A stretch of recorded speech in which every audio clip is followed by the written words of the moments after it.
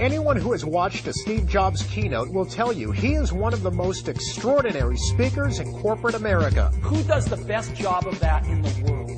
While most presenters simply convey information, Jobs inspires.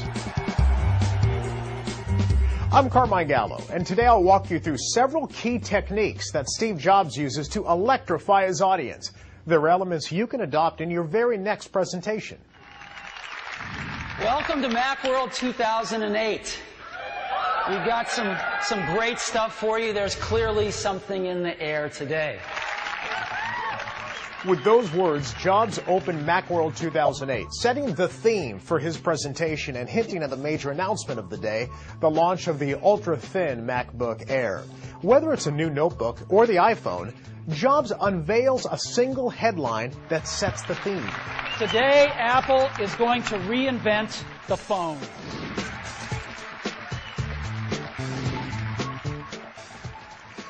Once you identify a theme, make sure it's clear and consistent throughout the presentation. Think of a staff meeting as a presentation. So let's say you're a sales manager introducing a new software tool to help your team generate, track, and share sales leads. You might kick off your meeting this way. Good morning. Thanks for coming. I know you'll be really excited about this. Today we make it easier for you to make your quota. That's the headline. Easier to make quota. It's memorable, and it sets the direction for the rest of your meeting. It gives your audience a reason to listen. So I've got 4 things I'd like to talk about with you today. So let's get started. Steve Jobs always provides an outline for his presentation and then verbally opens and closes each section with a clear transition in between. Here's an example. So that's Time Capsule, a perfect companion to Leopard, and that's the first thing I wanted to share with you this morning.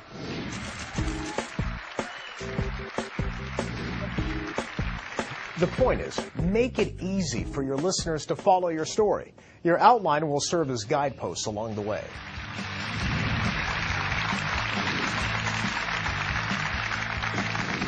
You'll also notice that during his presentations, Jobs uses words like extraordinary, amazing, and cool.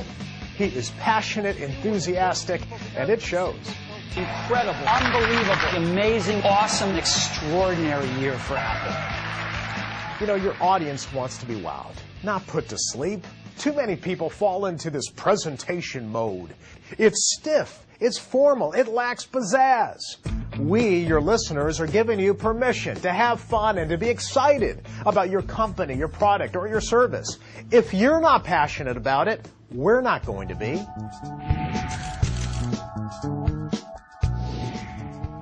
Remember, Jobs isn't selling hardware. He's selling an experience. If you offer numbers and statistics, make them meaningful. We have sold 4 million iPhones to date. If you divide 4 million by 200 days, that's 20,000 iPhones every day on average. Numbers don't mean much unless they're placed in context. Managers, connect the dots for your listeners.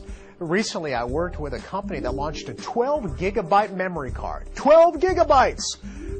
That number doesn't mean much to most people, so we put it into context. We said that's enough memory to listen to your music while traveling to the moon and back. Now, 12 gigs means something to me. Make numbers meaningful. One of the most effective elements of a Steve Jobs presentation is that they are easy on the eyes. His presentations are visual and simple. While most speakers fill their slides with mind-numbing data and text and charts, Jobs does just the opposite. He uses very little text and usually 1, maybe 2 images per slide. You see, you want to paint a picture for your audience without overwhelming them. Inspiring presentations are short on bullet points and big on visuals. If you really want your presentation to pop, treat it like a show with ebbs and flows, themes, and transitions. Jobs includes video clips, demonstrations, and guests. He also has a knack for dramatic flair, and it's very effective. For example, when introducing the MacBook Air, Jobs drew cheers by opening a manila interoffice envelope and holding the laptop out for everyone to see. This is the new MacBook Air, and you can get a feel for how thin it is. What is the one memorable moment of your presentation?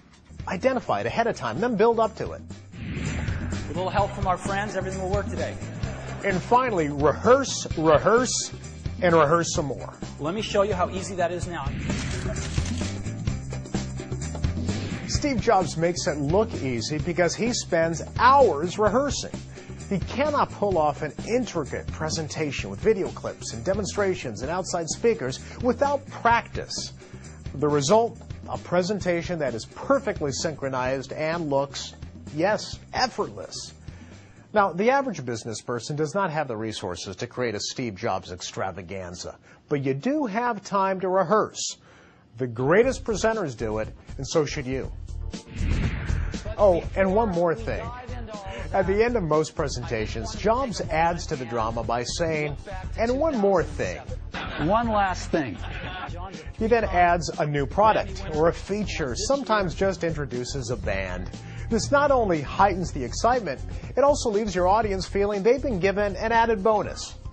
The point is, Steve Jobs approaches each presentation as an event, a production with a strong opening, product demonstrations in the middle, and a strong conclusion.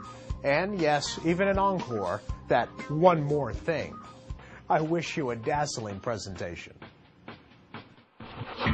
For more information, go to bnet.com.